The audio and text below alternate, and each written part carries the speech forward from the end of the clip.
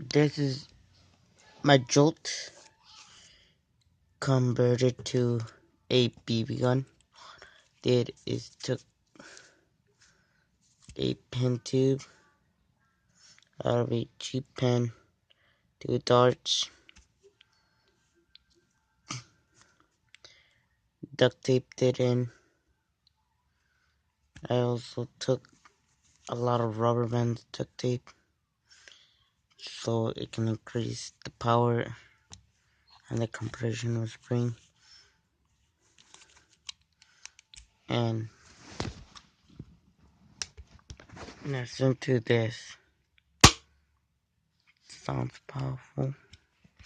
Shoots babies at 350 FPS out of a Nerf gun. It's cheap, easy to do.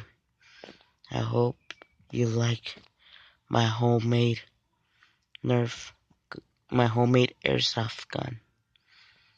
Bye. And don't forget to subscribe to my channel.